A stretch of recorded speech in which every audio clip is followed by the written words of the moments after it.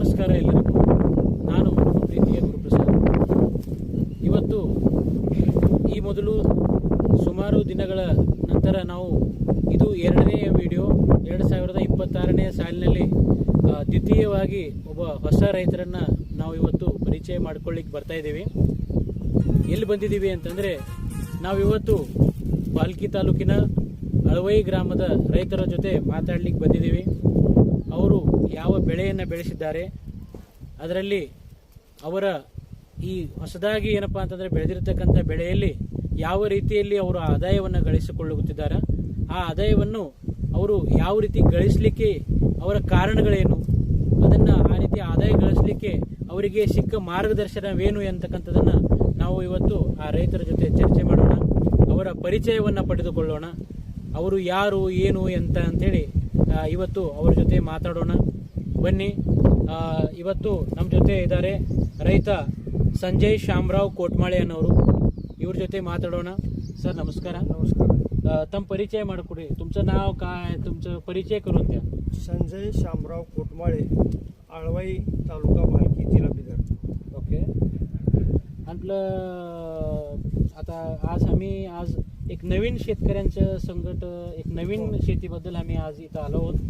या अगोदर आम्ही पांढरेचे शेतकरी गाजरे सर म्हणून त्यांच्याजवळ आम्ही पेरल बद्दल आम्ही व्हिडिओ केलो होतो. आज तुमच्या इथं नवीन क्रॉप ड्रॅगन बद्दल आम्ही स्टडी करायला आलो आहोत. आणि आता हे जे ड्रॅगन आहे, तुम्ही ही जी नवीन शेती केलात, ह्याचं प्रेरणा काय आहे सर? याची प्रेरणा म्हणजे कसं आहे, आम्ही ही पारंपरिक शेती करत होतो पहिलं. ओके. सोयाबीन, तूर, हरभरा. मग ह्याच्यामध्ये मजूर मिळला गेले, लेबर समस्या. मग त्याच्यामुळं हे बागायतीकडे थोडं वळलो. बागायतीमध्ये आता करायचं कोणतं, मग त्याच्यामध्ये मी हे ड्रॅगनचं थोडं मला माहिती मिळाली यूट्यूबवर. आणि सांगोल्याला जाऊन मी अनिल सोळंके यांच्या भेट घेऊन त्यांना मार्गदर्शन विचारलं आणि ते तिथूनच रोपे घेऊन आलो. ते कुठून? सांगोला. म्हणजे हे जे क्रॉप आहे सर, तुम्ही हे करते वेळेस तुम्हाला कोणते असे समस्या आले होते? समस्या मला काहीच आलेली नाही, अडचण कुठलीच नाही. आणि आता तुमचे हे किती एकर केलेली आहे बाग? ही बाग आहे एकर. 1 एकरमध्ये तुमचे किती झाडं बसलेली आहेत? 500 झाडं आहेत. ह्याची साईज ठेवलेली आहे 11x7. हां. म्हणजे आता हे जे आहे, हे क्रॉप करते वेळेस, आता हे तरी पापसकळी जातीला रिलेटेड असलेलं क्रॉप आहे. होय.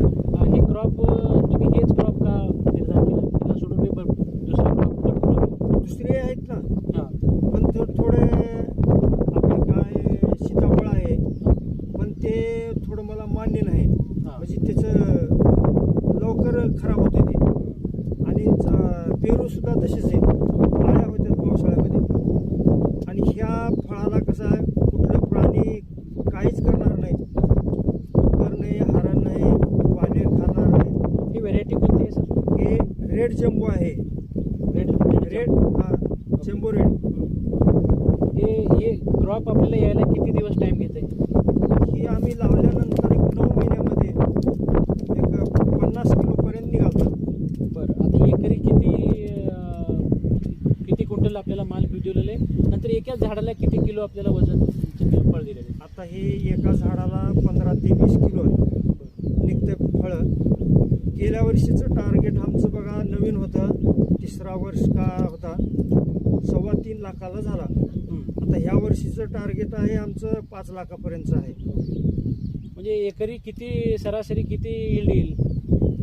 ह्याचं एकरी सरासरी 10च्या पुढून जाते, 10 लाखाच्या पुढून उत्पन्न. आता सध्या मार्केटमध्ये याची रेट काय आहे? 120चा रेट आहे आजचा भाव. अच्छा. मग आता हे कुठं येऊन तुम्ही विकलेला? आम्ही लोकल मार्केटला विकलेला? नाही, लोकल नाही. आम्ही लातूर घेऊन जातो. आणि जर आपल्याला जाणं होत नसेल तरी ते व्यापाऱ्याला सांगतो, आम्ही इथं जागेवर घेऊन जातात आमच्याकडं. 80 रुपये 85 रुपये किलोनं. आता सध्या कसं आहे, आता पाऊस पडण्या गेले, आतापर्यंत पाऊस पडायला पाहिजे होतं. आज अशा पद्धतीमध्ये ह्या संदर्भात तुम्ही ह्याला पाण्याची व्यवस्था कसं केलं? ह्याच्या पाण्याची व्यवस्था ड्रीप नाही, ड्रिपनं केला. ड्रिपनं. गवर वगैरे काय वगैरे सावयव वगैरे काय यूज केला हो का? आम्ही रासायनिक खत माझे 4 वर्ष झालं बंद केलं. बर, म्हणजे सगळी सावयव शेतीवर, गावरान शेतीवर सगळं झालं. गावरान शेतीवरच. गावरान शेती घातल्यावर काय यील्ड तेवढं खास येत नाही असं म्हणते. नाही, गावरान शेती चांगली. बरं, आता हे जे आहेत हे एका झाडापासून तुम्हाला किती किलो? एका हार्वेस्टरला 15 ते 20 किलो माल निघते. बरं, असं जून ते नोव्हेंबर पर्यंत 4 हार्वेस्टिंग होतात का? नंतर ह्याला कीट म्हणा, रोग म्हणा, काय काय आहे का ह्याला? रोग आहे ना, रोग आहे. एक फंगसाईड म्हणून आहे. बरं, ते त्याचं पाननाशक देते. मग त्याच्यावर बुरशीनाशक कुठलंही ते कंट्रोल होते. हे सगळं क्रॉप तुम्ही करत असताना तुम्हाला डिपार्टमेंटकडून काही मार्गदर्शन म्हणा, काय कोणत्या पद्धतीने आपल्याला हेल्प झालेलं आहे? डिपार्टमेंटकडून आपल्या भालकीकडून थोडं बहुत झालेलं होतं. बरं, पण जास्त काही मिळालेलं नाही. बरं, म्हणजे आता सामान्यमध्ये आता काही शेतकरी जे शेती करतात, ड्रॅगन शेती करणारे म्हणून समजा, त्यांनी करते वेळेस काही असे काही चुका आहेत का जे त्यांना हे चुका केल्यामुळं थोडं यील्डमध्ये कमी करता होऊ शकते? कोणते चुका ते? कोणत्या होऊ शकते? ही जी वनस्पती आहे, जर काळ्या जमिनीमध्ये, पाणी धरणाऱ्या जमिनीमध्ये जर लावलं बरं, तर त्याला फंगिसाईड जास्त येते. बरं, ही निव्वळ माळरान आणि भुरगी हलकी जमिनीमध्ये चांगली येते. म्हणजे दुसऱ्या क्रॉपमध्ये जे उतार येते, जे प्रॉफिट होते, त्या क्रॉपमध्ये आणि ह्या ड्रॅगनमध्ये काय व्यत्यास आहे? ह्याचं मार्केट जास्त उत्पन्न निघते ह्याचं. बरं, आता हे सगळं करत असताना म्हणजे लेबर जी समस्या आहे म्हणलं, ह्याला बी लेबरची समस्या होत असेलच? नाही तेवढं. बरं, तेवढे तितकी लेबर लागत नाही त्याला. बरं, मग तुम्ही आता जे नवीन शेतकरी आहेत, जे यूथ शेतकरी आहेत, त्यांना काय सांगू इच्छित आहो जे बाबा ते आता आम्हाला नोकरी भेटणार गेले म्हणून शिक्षण शिकून ते बाहेर चाललेत? आता त्यांना जर सांगतील आम्ही ड्रॅगन फ्रूट लावा म्हणून, ह्याचा खर्च त्यांना झेपत नाही. बरं, 5 लाखापर्यंत जाते खर्चाचा. बरं, स्टार्टिंग वर्ष. मग ते कोणी तेवढं फर्स्ट घेत नाहीत मनावर. नाही, जे म्हणजे तुम्हाला असं वाटते का जे म्हणजे मला शेतात थांबच्यानं होत नाही, शेतात इन्कम सोर्स नाही, म्हणजे असे जे युवा रहित म्हणतात, युवा शेतकरी म्हणतात, त्यांना काय सांगू इच्छित आहोत तुम्ही? आणि बघा म्हणता हे काही ह्याचे मेंटेनन्स नाही, हैराणी नाही. एक बार हे पोल रोवून हे रोपं लावून ड्रीप आतरलं, हे कुठं टेन्शनच नाही ह्याला. बरं, म्हणजे माझं म्हणायचं काय, जे आपण जे गाव सोडून बाहेर चाललो काम करायला, त्याच्यापेक्षा शेतात हे करत नंतर आणि इतर शेती म्हणजे कुक्कुटपालन म्हणा, शेळीपालन म्हणा, गाय बछडा ठेवणं म्हणा, ही शेती करत बी आपण आपली त्यांची कुटुंबाचा आर्थिक आदाय जास्त करू शकतो का? हा, होतो. बरं, बरं, ठीक आहे, धन्यवाद सर. नमस्कार सर, ತಮ್ಮ ಪರಿಚಯ ಕೊಡ್ರಿ. ನಂದು ಹೆಸರು ಶಿವಕುಮಾರ್ ಪತ್ರೆ, ಸಹಾಯಕ ತೋಟಗಾರಿಕಾ ಅಧಿಕಾರಿ ಸಾಯಿಗಾಂವ್. ಸರ್, ಈಗ ನಮ್ದೊಂದು ಪ್ರಶ್ನೆ ಇದೆ ಸರ್. ಮುಖ್ಯವಾಗಿ ಏನು ಭಾಲ್ಕಿ ಭಾಗದಾಗ ಸರ್ ಏನು ಡ್ರ್ಯಾಗನ್ ಫ್ರೂಟ್ಸ್ ಬೆಳಿಲತ್ತಾರ, ಅದಕ್ಕೆ ಸಂಬಂಧಪಟ್ಟಂಗೆ ಹವಾಮಾನ ಆಗಿರ್ಬೋದು, ಮಣ್ಣಿನ ಗುಣಲಕ್ಷಣಗಳು ಹೆಂಗೆ ಸೂಕ್ತ ಅದ ಏನು, ಬೇರೆ ರೈತರು ಇದನ್ನು ಅಡಾಪ್ಟ್ ಮಾಡ್ಬೋದಾ ಹೆಂಗ ಅಂತ? ಸರ್, ಈಗ ಇತ್ತೀಚೆಗೆ ನಮ್ಮ ಏರಿಯಾದಲ್ಲಿ ಈಗ ಸುಮಾರು ಈ ವರ್ಷ ನಮಗೆ 20-30% ಮಳೆ ಕಡಿಮೆ ಆಗೈತೆ ಸರ್. ಈಗ ಡ್ರ್ಯಾಗನ್ ಬೆಳೆಗೆ ನಾವು ನೋಡ್ಬೇಕಾದ್ರೆ ಎಸ್ಪೆಷಲಿ ನಾವು ಲಾಸ್ಟ್ ಟೈಮ್ ಸೀಬೆ ಮತ್ತು ಮಾವಿನಕ್ಕಿಂತ ಇದಕ್ಕೆ 70% ನೀರು ಕಡಿಮೆ ಬೇಕು ಸರ್. ಇದಕ್ಕೆ ನಾವು ಬ್ಯಾಸ್ಗಿದಾಗ ವೀಕ್ಲಿ 2 ಟೈಮ್ ನೀರು ಕೊಟ್ಟರು ಸಾಕು ಸರ್ ಇದಕ್ಕೆ. ಹೌದಾ? ಸರ್, ಆಮೇಲೆ ಮಳೆಗಾಲ ಮತ್ತು ಚಳಿಗಾಲದಾಗ ವೀಕ್ಲಿ 1 ಟೈಮ್ ನೀರು ಕೊಟ್ಟರು ಸಾಕು ಸರ್ ಇದಕ್ಕೆ. ಹೌದಾ? ಸರ್, ಈಗ ಇದು ಡ್ರ್ಯಾಗನ್ ಸಂಬಂಧಪಟ್ಟಂಗ ಇದು ನಮ್ಮ ವ್ಯಾಪ್ತಿದಾಗ ಸರ್ ಸಾಯಿಗಾಂವ್ ಹೋಬಳಿಯಲ್ಲಿ ಎಷ್ಟು ಎಕರೆ ಬೆಳೆಸಿದಾರೆ ಮತ್ತು ಏನು ವಿಸ್ತೀರ್ಣ ಎಷ್ಟಿದೆ ಅಂತ? ಈಗ ನಮ್ಮ ಸಾಯಿಗಾಂವ್ದಾಗ ಇವರು ಫಸ್ಟ್ ರೈತರು, ಈಗ ನಮ್ಮಲ್ಲಿ ಬೆಳೆದವರು ಇವರು. ಈಗ ಇವರೇ ಫಸ್ಟ್ ಟೈಮ್ ಬೆಳೆದಾರ. ಆಮೇಲೆ ಇದು ಜಮಖಂಡಿಯಲ್ಲಿದೆ ಸರ್, ಅಬ್ದುಲ್ ಅಂತಿದೆ, ಅಬ್ದುಲ್ ಅಂತಿದೆ. ಒಂದು ಸುಮಾರು ನಮ್ಮದಿಂದ ಸರ್ ಇವ್ರೇನು ರೈತರು ನೀವು ಹೇಳತ್ತೀರಿ, ಇವ್ರಿಗೆಲ್ಲರಿಗೆ ಏನಪ್ಪ ಅಂತಂದ್ರೆ ನಿಮ್ಮ ಇಲಾಖೆ ಕಡೆಯಿಂದ ಯಾವ ರೀತಿ ನೋಡ್ತೀರಿ ಆ ರೈತರನ್ನ ನೀವು? ಈಗ ನಮ್ಮ ಇಲಾಖೆ ದೃಷ್ಟಿ ಏನಿದೆ ಸರ್, ಈಗ ನಮ್ಮ ಇಲಾಖೆಯಿಂದ ಫಸ್ಟ್ ಅವರಿಗೆ ಹನಿ ನೀರಾವರಿ ನಾವು ಸಹಾಯಧನ ಕೊಡ್ತೀವಿ ಸರ್. ನಮ್ಮಲ್ಲಿ ಇವರಿಗೆ ಮಹಾತ್ಮ ಗಾಂಧಿ ಉದ್ಯೋಗ ಖಾತ್ರಿ ಯೋಜನೆಯಲ್ಲಿ ಒಂದು ಆಪ್ಷನ್ ಇದೆ ಸರ್, ಇವರಿಗೆ ಲೇಬರ್ ಪೇಮೆಂಟು, ಮಟೀರಿಯಲ್ ಪೇಮೆಂಟು, ಆ ಥರ ಹೆಲ್ಪ್ ಮಾಡ್ಬೋದು ಸರ್. ಆಮೇಲೆ ಇನ್ನೊಂದು ನಾವು ಹೇಳ್ಬೇಕಂದ್ರೆ ಸರ್, ಇದಕ್ಕೆ ಟೋಟಲ್ ಇದು 1 ಎಕರೆಗೆ ಒಂದು ಸುಮಾರು ಏನಿಲ್ಲ ಅಂದ್ರೆ ಒಂದು 4 ಲಕ್ಷ ರೂಪಾಯಿ ಖರ್ಚು ಬರ್ತದೆ ಸರ್ ಇದು ಸರ್. ಇದು ಟೋಟಲ್ ಈಗ ಪೋಲ್ ಆಗಲಿ ಈ ಕಡೆ ಇದೆ ಸರ್. ಪ್ಲೀಸ್. ಈಗ ಇದು ಪೋಲ್ ಅದ ಸರ್. ಈಗ ಈ ಪೋಲ್ ಆಗಲಿ ಆಮೇಲೆ ground ಸರ್. ಈಗಿಂತ ಟೋಟಲ್ ಪೋಲ್ ನಾವು ಏನಿಲ್ಲ ಅಂದ್ರೆ ಒಂದು ಪೋಲಿಗೆ ನಾವು 4 ಗಿಡ ಕೊಡ್ತೇವೆ ಸರ್. ಹಾಂ 4 ಗಿಡ ಕೊಡ್ತೇವೆ ಸರ್. ಹಾಂ ಇದು ಒಂದು ಏನು ಸಾಲ ಅದ ಸರ್, ಈ ಸಾಲಿನಲ್ಲಿ ಇದು ಏನಿದೆ ಪೋಲ್ ಅದಲ್ಲ, ಒಂದು ಪೋಲಿಂದ ಇನ್ನೊಂದು ಪೋಲಿಗೆ ಎಷ್ಟು ಬೇಕಾ ಸರ್? 10 ಸಾಲಿಂದ ಸಾಲಿಗೆ ಸರ್, ಸಾಲಿಂದ ಸಾಲು 10 feet sir. 10x10 sir. Total 4 ಗಿಡದ 1 ಎಕರೆದಾಗ ನಾವು ಟೋಟಲ್ 16 ಅಂದ್ರೆ 1600 ಗಿಡ ಕೊಡ್ತೇವೆ ಸರ್. ನಿಮ್ಮ ಇಲಾಖೆ ವತಿಯಿಂದ ಈ ಗಿಡಗಳನ್ನು ನಾಟಿ ಮಾಡ್ಲಿಕ್ಕೆ ಏನಾದರೂ ಸಹಾಯಧನ ಅದ ಏನು?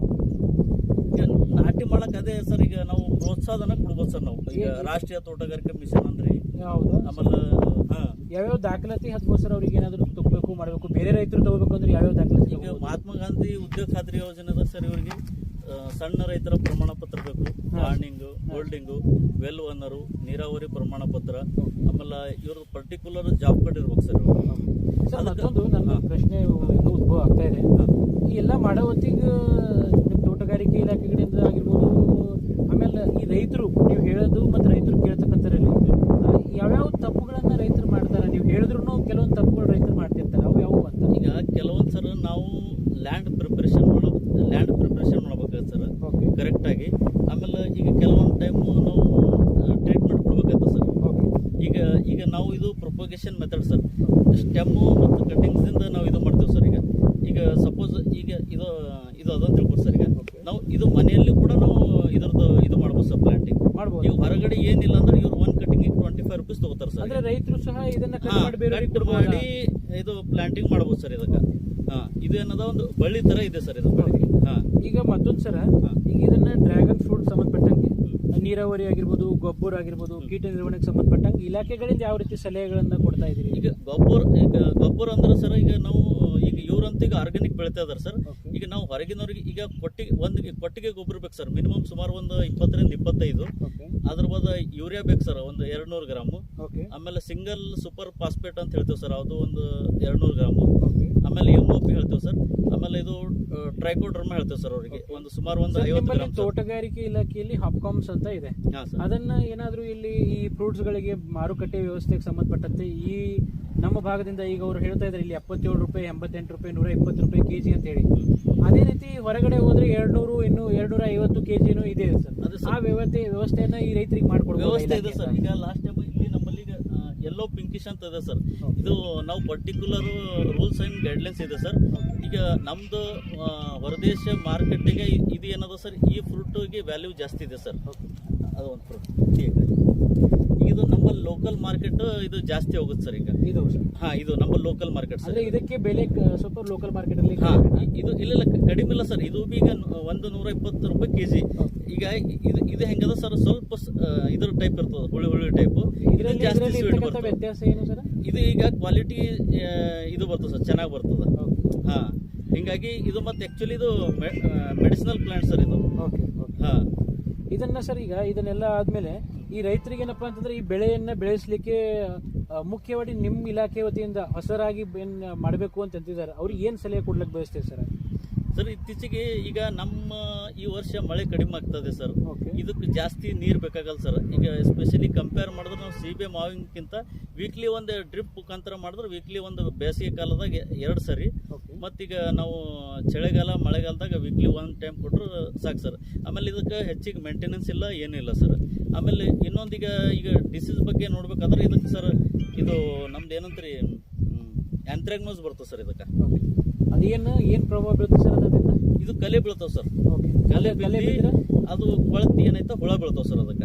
ಅದಕ್ಕೆ ನಾವೇನ್ ಮಾಡ್ತೇವೆ, ಅದಕ್ಕೆ copper oxychloride 3 gram per litre every 15 days interval ಮಾಡ್ತೇವೆ ಸರ್. ಅಂದ್ರೆ ಈ ರೀತಿ ಏನಾದ್ರು ಕೃಷಿ ಮಾಡ್ಲಿಕ್ಕೆ ಹೊರಟಿರ್ತಕ್ಕಂಥ ರೈತರಿಗೆ ನಿಮ್ ಕಡೆಯಿಂದ ಇದಕ್ಕೆ ಸಂಬಂಧಪಟ್ಟಂತೆ ತರಬೇತಿಗಳನ್ನ ಏನಾದ್ರು ಹಮ್ಮಿಕೊಳ್ತೀರಾ?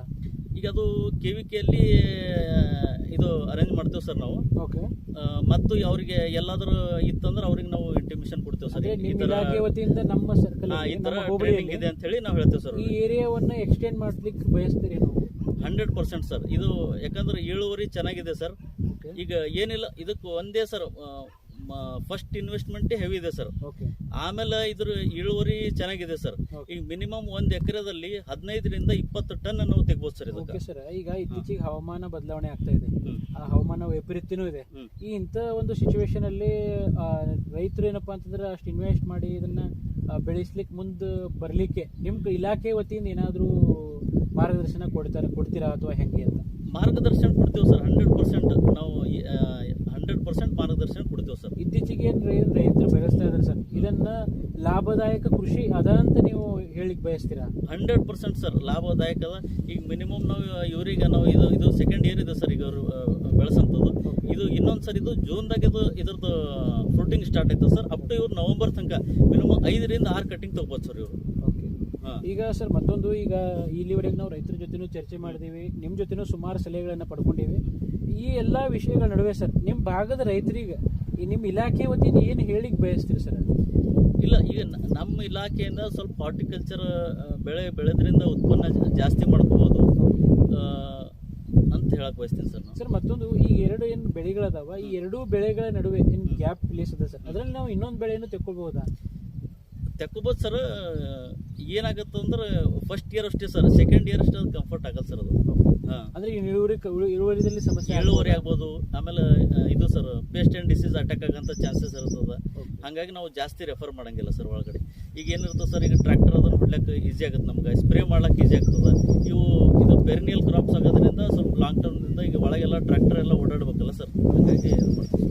ಸರಿ ಸರ್, ನಮಸ್ಕಾರ. ನಮಸ್ಕಾರ ರೈತ ಬಾಂಧವರೇ. ಇಲ್ಲಿವರೆಗೆ ನಾವು ಡ್ರ್ಯಾಗನ್ ಫ್ರೂಟ್ಸ್ ಬಗ್ಗೆ ನಮ್ಮ ರೈತರ ಜೊತೆನೂ ಕೋಟ್ಮಾಳೆಯವರ ಜೊತೆನೂ ಮಾತಾಡಿವಿ. ಅವರು ತಮ್ಮ ಅನುಭವವನ್ನು ಹಂಚಿಕೊಂಡಿದ್ದಾರೆ. ಬಳಿಕ ಸಹಾಯಕ ತೋಟಗಾರಿಕೆ ಅಧಿಕಾರಿ ಅವರ ಜೊತೆಯೂ ಸಹ ನಾವು ಈ ಬೆಳೆಗೆ ಸಂಬಂಧಪಟ್ಟಂತೆ ವೈಜ್ಞಾನಿಕ ಕೆಲವೊಂದು ವಿಷಯಗಳನ್ನು ಅವರಿಂದನೂ ಸಹ ನಾವು ತಿಳಿದುಕೊಂಡಿದ್ದೇವೆ. ಇವತ್ತು ಅವರು ಸುಮಾರು ವಿಷಯಗಳನ್ನು ನಮ್ಮ ಜೊತೆ ಚರ್ಚೆ ಮಾಡಿದ್ದಾರೆ, ನೀವು ಅದನ್ನು ಗಮನಿಸಿರಬಹುದು. ಭಾಷೆ ಯಾವುದಾದರೇನು ಅದರಿಂದ ಮೂಲ ಮಾಹಿತಿಯನ್ನು ನಾವು ಈಗಾಗಲೇ ನಮ್ಮ ಸಹಾಯಕ ತೋಟಗಾರಿಕೆ ಅಧಿಕಾರಿಗಳು ಕನ್ನಡದಲ್ಲಿಯೂ ಸಹ ಅಚ್ಚುಕಟ್ಟಾಗಿ ಹೇಳಿದ್ದಾರೆ. ಇವೆಲ್ಲ ನೋಡ್ತಾ ಇದ್ರೆ ನಿಮ್ಗೆ ನಾನು ಹೇಳ್ತಕ್ಕಂಥದ್ದು ಒಂದೇ, ಕೃಷಿ ಅಂತಕ್ಕಂಥದ್ದು ಬರೀ ಹಳೆಯ ಕೃಷಿ ಪದ್ಧತಿಯನ್ನು ಅಳವಡಿಸಿಕೊಳ್ತಾನು ಸಮಗ್ರ ಬೇಸಾಯ ಪದ್ಧತಿಯ ಕೃಷಿಯನ್ನು ಅಳವಡಿಸಿಕೊಂಡ್ರೆ ಇನ್ನೂ ಹೆಚ್ಚಿನ ಆದಾಯ ಗಳಿಸಬೇಕು ಅಂತಕ್ಕಂಥ ಒಂದು ವಿಷಯವನ್ನು ನಾವು ತಮ್ಮೆಲ್ಲರಿಗೆ ತಿಳಿಸ್ಲಿಕ್ಕೆ ಬಯಸ್ತೀನಿ. ಇವತ್ತು ಈ ಎಲ್ಲ ರೈತರ ಜೊತೆ ಚರ್ಚೆ ಮಾಡುವ ಹೊತ್ತಿಗೆ ನಮಗೂ ಏನು ಒಂದು ಹೊಸದಾಗಿ ಏನು ಕಲಿಲಿಕ್ಕೆ ಸಿಗ್ತಾ ಇದೆ ಅಂತಂದರೆ, ನಾವು ಸಹ ಎಲ್ಲೋ ಒಂದು ಕಡೆ ಅಂದರೆ ನಮಗೆ ಉದ್ಯೋಗ ಸಿಗ್ತಾ ಇಲ್ಲ, ನಿರುದ್ಯೋಗ ಇದೆ ಅಂತ ಹೇಳಿ ನಾವು ಸರ್ಕಾರದ ಮೇಲೆ ಹೆಚ್ಚಿನ ಭಾರ ಹಾಕುವುದಕ್ಕಿಂತನೂ ಇದೇ ರೀತಿ ಯಾವುದಾದ್ರೂ ಒಂದು ಹೊಸದನ್ನು ಕೃಷಿಯನ್ನು ವೈಜ್ಞಾನಿಕ ರೂಪದಲ್ಲಿ ಏನಪ್ಪಾ ಅಂದ್ರೆ ಮಾಡಿದ್ರೆ ಉತ್ತಮ ಆದಾಯ ಗಳಿಸಬಹುದು ಅಂತಕ್ಕಂಥದ್ದನ್ನು ನಾವು ಇನ್ನೂ ರೈತರ ಜೊತೆ ಭೇಟಿಯಾದಾಗ ಗೊತ್ತಾಗ್ತಾ ಇದೆ. ಹಾಗಾಗಿ ಬರುವ ದಿನಗಳಲ್ಲಿ ಇದಕ್ಕಿಂತನೂ ಉತ್ತಮ ರೀತಿಯಲ್ಲಿ ಮತ್ತೆ ಇನ್ನೂ ಏನಪ್ಪಾ ಅಂತಂದ್ರೆ ಬೇರೆ ಬೇರೆ ಬೆಳೆಗಳನ್ನು ಬೆಳೆಸಿರ್ತಕ್ಕಂತಹ ಮಾದರಿ ರೈತರ ಜೊತೆ ಮಾದರಿಯಾಗಿ ಸಂದೇಶನ ಮಾಡೋಣ ಅಂತಕ್ಕಂಥ ಮಾತನಾಡ್ತಾ ಇವತ್ತು ತಮಗೆಲ್ಲರಿಗೂ ಮತ್ತೊಮ್ಮೆ ಏನಪ್ಪಾ ಅಂತಂದ್ರೆ ಈ ಮೂಲಕ ಧನ್ಯವಾದಗಳನ್ನು ತಿಳಿಸ್ತಾ ನನ್ನ ಮಾತಿಗೆ ವಿರಾಮ ನೀಡ್ತೀನಿ. ಧನ್ಯವಾದ.